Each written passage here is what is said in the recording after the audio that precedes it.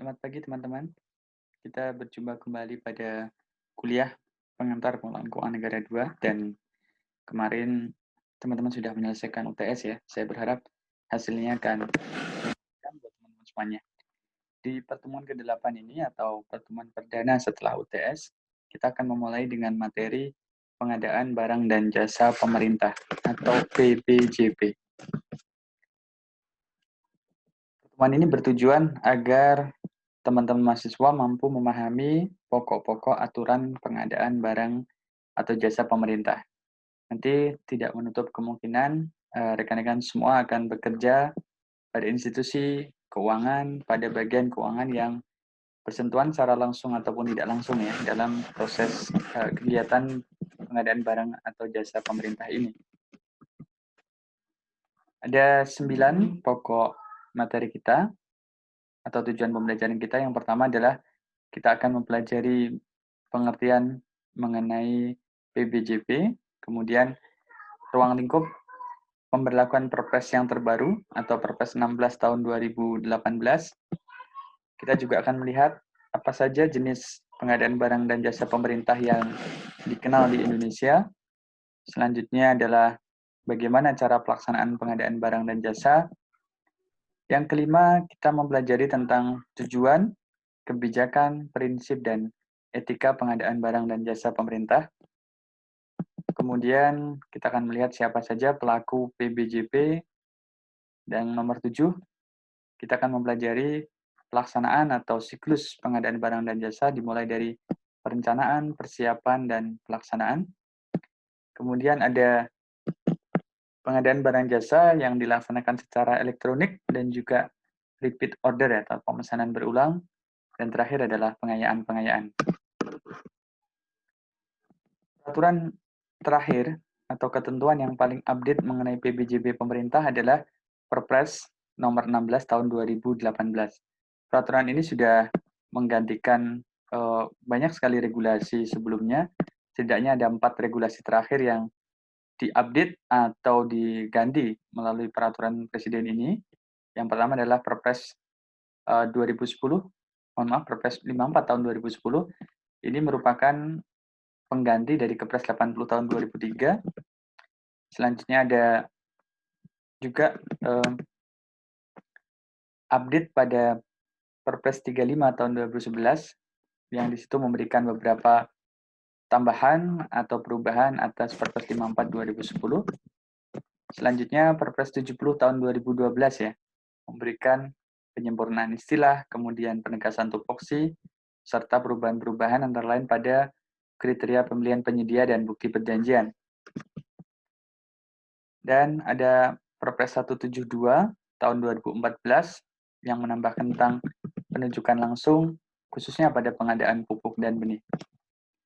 Serta yang terakhir ya, ada Perpres 4 tahun 2015 yang di sini menekankan adanya prosedur baru pengadaan, khususnya melalui e-procurement dan e-purchasing.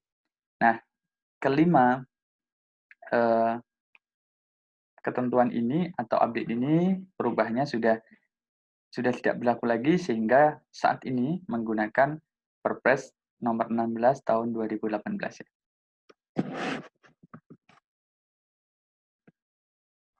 Secara definisi, pengadaan barang dan jasa pemerintah berdasarkan Perpres 16 2018 adalah kegiatan pengadaan barang jasa oleh kementerian, lembaga, ataupun SKPD atau perangkat daerah yang dibiayai oleh APBN ataupun APBD. Jadi, ketentuan Perpres ini nanti tidak hanya diberlaku atau digunakan oleh kementerian lembaga di pemerintah pusat, namun juga digunakan pada pemerintah daerah. Saya ulang ya, pengadaan tadi sudah dilaksanakan oleh kementerian, lembaga, perangkat daerah, dibiayai menggunakan APBN maupun APBD, dan prosesnya ini merupakan sebuah kesatuan atau rangkaian dari mulai identifikasi kebutuhan sampai dengan serah terima hasil pekerjaan. Artinya, pengadaan barang jasa tidak hanya dimulai pada saat proses pembelian atau mungkin seleksi vendor atau penyedia, tetapi dimulai dari perencanaan kebutuhan atau identifikasi kebutuhan dan akan berakhir dengan kegiatan yang dinamakan serah terima hasil pekerjaan. Mengapa sih PBJP ini perlu diatur? Yang pertama, PBJP mempunyai peran untuk melaksanakan pembangunan nasional. Rekan-rekan tahu sendiri ya, untuk melaksanakan pelayanan publik, pemerintah kita perlu melaksanakan pengadaan barang dan jasa dalam bentuk apapun ya. Ada pembelian misalnya barang untuk kebutuhan operasional, kemudian membangun gedung, membangun fasilitas umum, membangun jalan, dan sebagainya, infrastruktur, dan keseluruhan pembangunan tersebut ditujukan agar pelayanan publik semakin meningkat, dan juga perekonomian nasional akan bertumbuh. Sehingga untuk mencapai tujuan ini, untuk mencapai pembangunan nasional, pelayanan publik meningkat, dan juga perkembangan perekonomian nasional, perlu adanya pengaturan mengenai pengadaan barang dan jasa pemerintah. Yang kedua, dalam sebuah siklus keuangan negara, salah satu proses pelaksanaan pengelolaan keuangan negara adalah PBJP ini, sehingga perlu adanya pengaturan tata kelolanya atau good governance-nya sekaligus akuntabilitasnya. Kenapa hal ini perlu dijaga? Agar pelaksanaan PBJP ini terhindar dari proses korupsi, kolusi, ataupun nepotisme, dan juga pelaksanaannya bisa sesuai dengan ketentuan yang berlaku. Selain itu tadi ya, tujuan akuntabilitasnya akan tercapai ya. Yang ketiga, ada aspek value for money. Value for money ini kalau kita artikan kurang lebih adalah adanya tercapainya tujuan 3E ya, ekonomis, efisiensi, dan efisien dalam PBJP. Dengan demikian, agar mencapai tujuan 3E ini atau value for money ini, proses pengadaan pemerintah kita perlu diatur sehingga dapat mencapai manfaat yang sebaik mungkin, yang sebesar mungkin.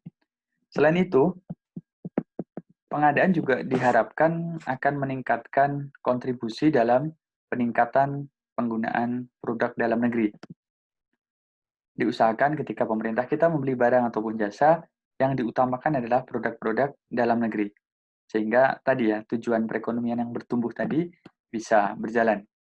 Selanjutnya, diharapkan ada kesempatan yang terbuka bagi para pelaku usaha, baik itu usaha mikro, usaha kecil, ataupun usaha menengah. Sehingga tiga kelompok usaha ini bisa juga semakin berkembang dari adanya proses atau kontribusi pengadaan barang dan jasa pemerintah. Dan terakhir adalah nilai manfaat ini diharapkan bisa memberikan peran bagi pembangunan yang berkelanjutan. Ini adalah struktur Perpres nomor 16 tahun 2018 ya, yang terdiri dari 15 bab dan 94 pasal ya.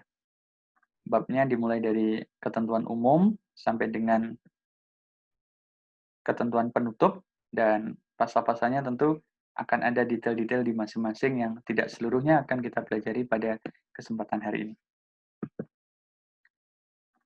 Bagaimana dengan ruang lingkup pemberlakuan Perpres 16? Tadi di awal ketika berbicara soal definisi, kita sudah belajar bahwa PBJ dalam lingkungan pemerintah itu baik dilaksanakan oleh kementerian lembaga di kantor pusat maupun satuan kerja perangkat daerah di pemerintahan daerah. Sehingga dengan demikian kita bisa melihat ini di sebelah kiri, institusi atau pelaksana dari PBJP ini mencakup 3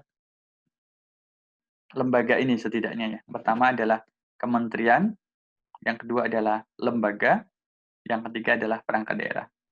Kemudian kita juga melihat di sini anggaran yang digunakan sumbernya cukup banyak ya. Yang pertama adalah APBN maupun APBD. Artinya pengadaan baik yang didanai dari APBN maupun yang didanai dari APBD wajib tunduk atau wajib menggunakan Perpres nomor 16 tahun 2018. Dan selanjutnya ada juga sumber dana yang lain. Misalnya, ada pengadaan yang sebagian atau seluruh anggaran dananya dari pinjaman dalam negeri maupun pinjaman luar negeri, dan juga hibah dalam negeri maupun hibah luar negeri. Jadi, selain dana APBN maupun APBD, jika pengadaan barang jasa ini anggarannya berasal dari pinjaman, baik dalam maupun luar, serta hibah dalam maupun luar, dan diterima pemerintah baik pusat maupun daerah, seluruhnya juga masuk dalam ruang lingkup Perpres 16 tahun 2018.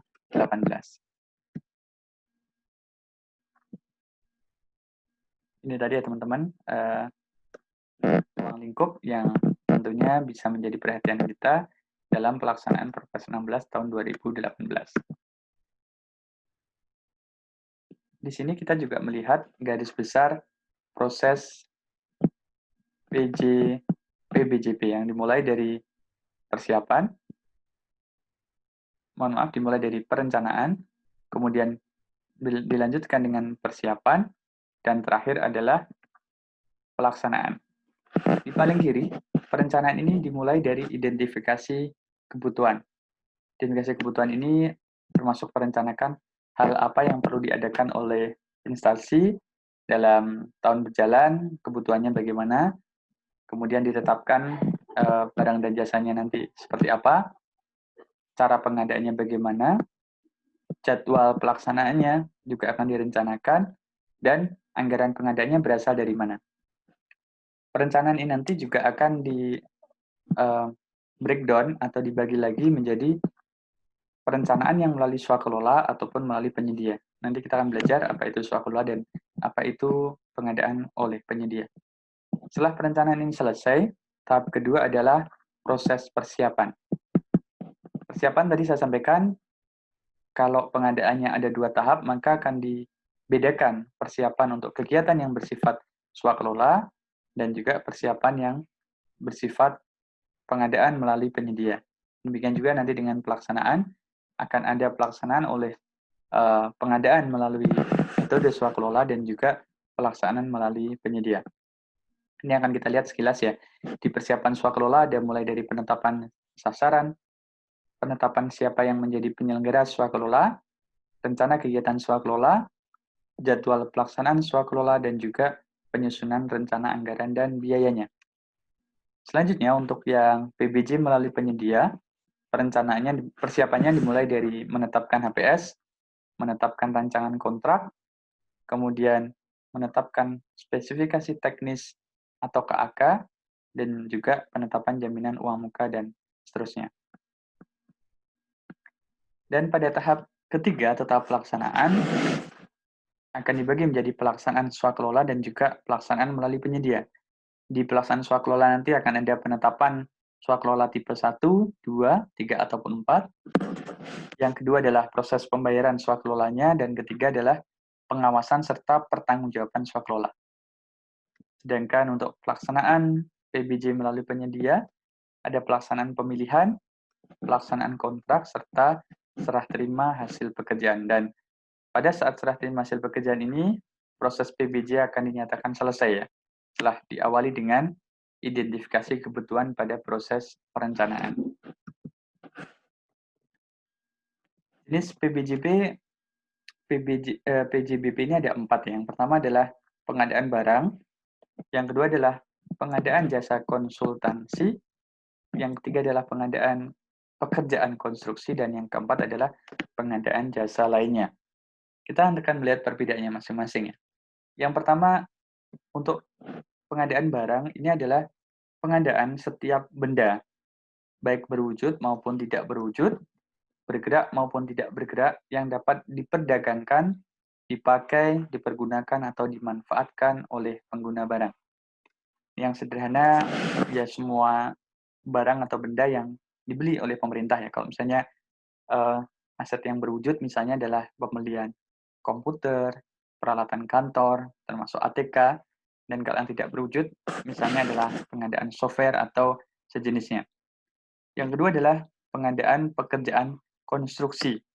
Jadi aset berwujud yang sifatnya adalah bangunan atau konstruksi bangunan, jalan, jembatan, dan semacamnya ini akan masuk kategori pekerjaan konstruksi. Secara definisi, ini adalah keseluruhan atau sebagian kegiatan yang meliputi pembangunan, pengoperasian, pemeliharaan, pembongkaran, dan pembangunan kembali suatu bangunan. Jadi pekerjaan konstruksi ini tidak hanya meliputi pembangunan baru, misalnya ada renovasi gedung atau perbaikan jalan dan jembatan, maka dia akan masuk kategori pekerjaan konstruksi. Yang ketiga adalah jasa konsultansi, bukan konsultasi, tapi konsultansi. Ini adalah pengadaan jasa konsultan atau jasa layanan profesional yang membutuhkan keahlian tertentu di berbagai bidang keilmuan dan mengutamakan adanya olah pikir. Misalnya, pemerintah kita merencanakan untuk pindah ibu kota baru dan kemudian perlu adanya kajian gitu. Apa saja yang perlu dilaksanakan dalam hal pembangunan baik fisik, non-fisik, sarana, prasarana maupun asimilasi budaya di lokasi baru dan pemerintah mencari konsultan yang akan memberikan kajian untuk proses ini. Ini adalah contoh dari jasa konsultansi. Dan yang keempat adalah jasa lainnya. Jasa lainnya ini adalah jasa yang sifatnya non-konsultan. Artinya, ini adalah pengadaan jasa yang membutuhkan peralatan, metodologi, dan atau keterampilan dalam suatu sistem tata kelola yang telah dikenal luas di dunia usaha untuk menyelesaikan suatu pekerjaan. Mungkin teman-teman familiar dengan proses atau pengadaan jasa cleaning service. Maka jasa cleaning service itu tidak hanya membutuhkan keahlian, tapi juga peralatan, metodologi, dan juga keterampilan dari para tim cleaning service itu, sehingga contoh dari salah satu jasa lain yang paling familiar buat kita adalah jasa untuk cleaning service. Cara pelaksanaan PBJP ini sesuai dengan pasal 1 dan pasal 3 di Perpres 16 ada dua ya. Yang pertama adalah swaklola, yang kedua adalah pengadaan melalui penyedia. Apa yang dimaksud dengan swaklola? Swaklola adalah perolehan barang atau jasa yang dikerjakan sendiri oleh kementerian lembaga atau perangkat daerah, kementerian lembaga perangkat daerah lain, organisasi kemasyarakatan, maupun kelompok masyarakat. Jadi semisal Kementerian A ingin melaksanakan sebuah kegiatan pengadaan barang dan jasa, tetapi bisa dilaksanakan oleh pegawainya atau sumber daya manusia yang dimiliki atau timnya kementerian lembaga itu, maka itu disebut dengan swaklola. Ataupun sebuah kementerian lembaga atau sebuah satuan kerja perangkat daerah melaksanakan pengadaan barang jasa yang melaksanakan atau menjadi pelaksana adalah kementerian lembaga lain atau SKPD lain, itu juga sama masuk dalam kategori swaklola. Dan juga ada swaklola yang dilaksanakan oleh organisasi kemasyarakatan maupun kelompok masyarakat. Pengadaan barang jasa yang kedua dilaksanakan oleh penyedia. Siapa itu penyedia? Penyedia ini adalah pelaku usaha. Siapa pelaku usaha? Pelaku usaha ini adalah setiap orang, baik secara perorangan maupun badan usaha, baik yang berbentuk badan hukum maupun bukan badan hukum, yang didirikan, berkedudukan, atau melakukan kegiatan dalam wilayah hukum NKRI. Jadi, setiap pelaku usaha ini harus memiliki badan hukum, ataupun bukan badan hukum, tetapi berkedudukan dan memiliki kegiatan dalam wilayah hukum NKRI. Baik sendiri, artinya sendiri itu dia memang menjadi pelaku usaha atau melaksanakan tender tadi, menjadi penyedia tadi sendirian, ataupun bersama-sama. Misalnya, teman-teman pernah mendengar istilah joint operation, beberapa BUMN bergabung untuk membangun sebuah infrastruktur, itu artinya adalah melaksanakan kegiatan atau perjanjian secara bersama-sama dalam menjalankan kegiatan usaha dalam berbagai bidang ekonomi. Tadi ya, cukup luas jadi definisi pelaku usaha ini. Yang pertama tadi adalah dia perseorangan ataupun badan usaha. Yang kedua adalah dia berbentuk badan hukum ataupun bukan badan hukum. Yang ketiga adalah didirikan dan berkedudukan di wilayah NKRI. Kemudian yang keempat adalah sendiri maupun bersama-sama untuk melaksanakan perjanjian menyelenggarakan kegiatan usaha. Kembali ke swaklola, tadi saya sampaikan bahwa swaklola ini baik dilaksanakan oleh kementerian atau lembaga atau SKPD sendiri, kementerian lembaga oleh SKPD lain, kemudian organisasi masyarakat, dan juga yang terakhir tadi dilaksanakan oleh kelompok masyarakat. Swaklola tipe 1 ini direncanakan, dilaksanakan oleh kementerian lembaga dan perangkat daerah yang menjadi penanggung jawab anggaran. Artinya, dia yang memiliki anggaran dan dia yang melaksanakan kegiatannya sendiri. Yang kedua adalah swakelola tipe 2. Tipe 2 ini direncanakan dan diawasi oleh kementerian lembaga pemilik anggaran atau penanggung jawab anggarannya, tetapi dilaksanakan oleh kementerian lembaga perangkat daerah lain sebagai pelaksana swakelola. Yang tipe 3, ini adalah swakelola yang direncanakan, diawasi oleh kementerian lembaga penanggung jawab anggaran, dan dilaksanakan oleh organisasi kemasyarakatan.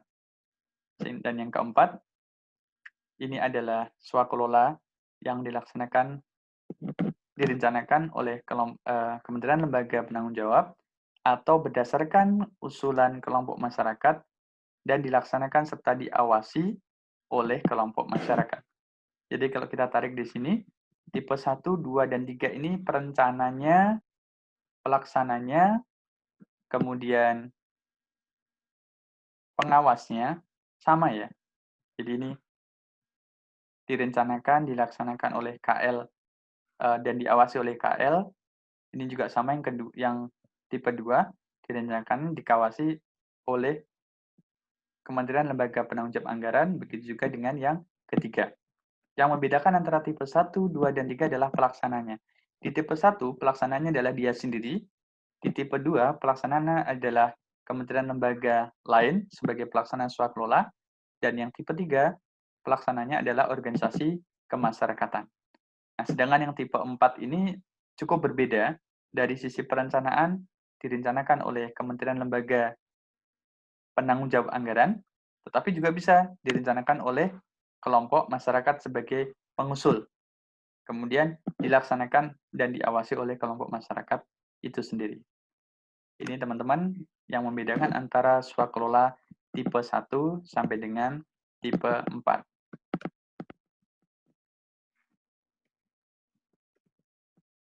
Kita berlanjut di slide berikutnya mengenai tujuan pengadaan barang dan jasa pemerintah.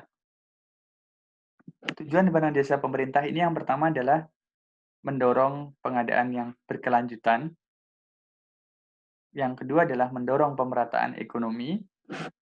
Yang ketiga adalah meningkatkan keikutsertaan industri kreatif. Yang keempat adalah mendukung pelaksanaan penelitian dan pemanfaatannya.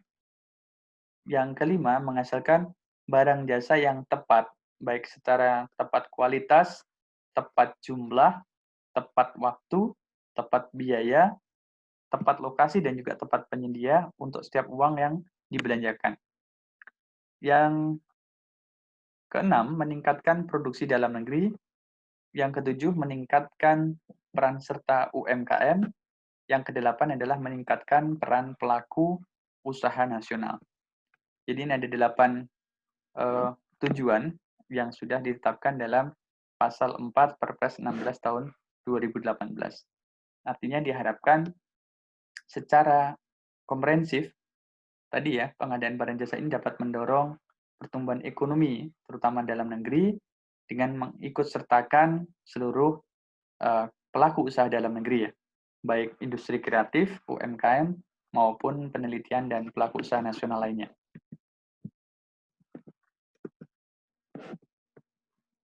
Selanjutnya kita melihat di slide ini adalah kebijakan umum proses pengadaan barang dan jasa pemerintah. Mengapa perlu ada kebijakan umum? Kebijakan ini adalah bagian dari sebuah strategi besar untuk mencapai tujuan pengadaan yang sebelumnya sudah kita pelajari. Kebijakan yang pertama adalah meningkatkan kualitas perencanaan. Artinya, sisi atau aspek keberhasilan pengadaan tidak hanya pada saat pelaksanaan, tetapi dari aspek perencanaan pun sudah harus diusahakan sedemikian rupa sehingga menghasilkan perencanaan yang optimal ya. Misalnya tadi ya, secara kebutuhan apa barang yang dibutuhkan, spesifikasinya bagaimana, apakah memang secara harga bisa direncanakan untuk harga yang terbaik dan seterusnya. Yang kedua adalah PBJ ini harus terhindar dari proses tadi yang saya sampaikan di awal, indikasi korupsi, kolusi, nepotisme, dan harus akuntabilitas. Dengan demikian, PBJ harus transparan, terbuka, dan kompetitif. nanti teman-teman di pengalaman pekerjaan akan melihat ya, beberapa perbaikan atau kemajuan PBJ di Indonesia yang sudah misalnya menggunakan lelang secara elektronik, dan itu akan mendorong proses transparansi dan keterbukaan. Yang ketiga adalah memperkuat kelembagaan dan SDM PBJ termasuk agen pengadaan. Artinya, siapapun yang terlibat dalam pengadaan barang dan jasa ini harus memiliki kualitas yang semakin meningkat, harus memiliki perbaikan kompetensi sehingga bisa melaksanakan PBJ dengan baik. Yang keempat adalah pengembangan e-marketplace. Kalau dulu pengadaan ini sangat manual, teman-teman. Jadi diumumkan di media massa, media cetak ataupun elektronik, kemudian pelaku usaha datang mensubmit dokumennya secara langsung, dokumen secara fisik maupun mengantarkan ataupun mengirimkan lewat pos dan sebagainya. Nah, sekarang dikembangkan sebuah e-marketplace yang tadi selain lelang secara elektronik diharapkan ke depan pemerintah kita membeli barang itu seperti hanya teman-teman membeli barang dari marketplace, dari toko-toko online. Dan itu akan dilindungi oleh ketentuan. Yang kelima adalah menggunakan dan mengoptimalkan teknologi informasi dan komunikasi secara transaksi elektronik. Nantinya akan semakin berkurang sekali lagi transaksi-transaksi yang sifatnya manual dan penggunaan TI-nya diharapkan semakin meningkat. Yang keenam, mendorong PPDN dan juga SNI ya. Tadi keterlibatan industri dalam negeri tadi dan banyak pelaku usaha diharapkan akan memperkuat pelaku usaha dalam negeri sehingga pertumbuhan ekonomi itu betul-betul bertumbuh gitu. Tidak yang terjadi tidak sebaliknya pengadaan barang dan jasa dilaksanakan di Indonesia, tapi pelaku usaha yang banyak masuk, yang banyak memperoleh keuntungan justru dari luar negeri. Yang ketujuh adalah memberikan kesempatan bagi para usaha kecil dan menengah ya. Dengan adanya kesempatan kepada UMKM ini yang diharapkan bertumbuh bukan hanya industri dalam negeri yang sudah mapan, yang sudah besar, tetapi juga pelaku usaha yang memiliki kemampuan modal kecil dan menengah. Yang kedelapan, melaksanakan atau mendorong pelaksanaan penelitian dan industri kreatif. Seperti rekan-rekan tahu ya, banyak sekali KL dan juga universitas yang saat ini sedang semakin gencar untuk melaksanakan penelitian gitu. Nantinya PBJ ini juga sama ya, tadi misalnya untuk jasa konsultansi atau beberapa pengadaan barang yang saya kemarin pernah melihat, itu diharapkan akan semakin mendorong penelitian. Misalnya, sekarang kita sedang melihat fenomena pandemi COVID dan juga pemerintah belum memiliki ataupun dunia belum memiliki vaksin yang memadai. Nah, salah satu proses PBJ dan kompetisi yang diberikan oleh pemerintah adalah memberikan kesempatan bagi para universitas untuk meriset dengan dana dukungan dari pemerintah vaksin untuk penyakit COVID-19. Dan terakhir adalah melaksanakan pengadaan yang berkelanjutan.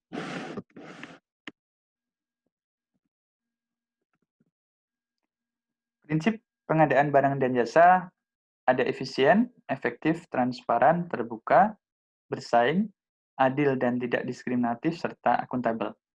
Yang pertama, efisien artinya adalah PJBP harus diusahakan dengan menggunakan dana dan daya yang minimum untuk mencapai kualitas yang ditetapkan. Atau menggunakan dana yang telah ditetapkan untuk mencapai hasil dan sasaran dengan kualitas yang maksimum. Ada dua kategori efisiensi di sini, teman-teman. Yang pertama adalah dananya minimal, tapi kualitasnya sudah sesuai dengan target yang sudah ditetapkan dan juga waktunya. Atau kebalikannya gitu ya, dananya sudah ditetapkan di awal, tapi dengan dana di awal ini kita harus mencapai sasaran atau output yang optimal, yang maksimum. Ini adalah pendekatan efisien. Jadi, kalau dulu belajar teori ekonomi ya, menggunakan modal atau sumber daya sekecil-kecilnya untuk mendapatkan barang atau kualitas yang sebesar-besarnya, ini sebenarnya untuk saat ini sudah kurang logis. Jadi, prinsip efisien yang tepat adalah dananya yang minimum, tapi kualitasnya sesuai dengan standar kita, atau kebalikan ya, dananya sudah ditetapkan, tetapi dengan dana yang sudah ditetapkan ini, kualitas yang diterapkan itu bisa maksimal. Kalau teman-teman punya uang, sama-sama punya uang 1.000, satunya kualitasnya 9 dengan satunya kualitasnya 8,5, maka akan efisien kalau teman-teman bisa mendapatkan yang kualitas 9 dengan harga sama-sama 1.000 tadi. Ini contoh bentuk dari efisien. Yang kedua adalah efektif. Efektif ini berkaitan dengan output. Kalau efisien tadi berkaitan dengan input ke prosesnya, kalau efektif ini berkaitan dengan proses ke output-nya. Artinya, pengadaan diharapkan tidak hanya efisien gitu, mencapai waktu atau sumber dana yang sudah ditetapkan, tapi juga output-nya tadi mencapai memberikan manfaat yang sebesar-besarnya dan juga mencapai tujuan dan sasaran. Contoh pengadaan tidak efektif bagaimana sih? Pengadaan sudah efisien, tetapi barangnya tidak digunakan, tidak dimanfaatkan. Maka pengadaan yang sudah efisien tadi menjadi tidak efektif, karena tujuan pengadaannya tidak tercapai. Yang ketiga adalah transparan. Transparan ini semua ketentuannya harus diberikan, harus diinformasikan, harus diketahui secara luas oleh para penyedia barang dan jasa.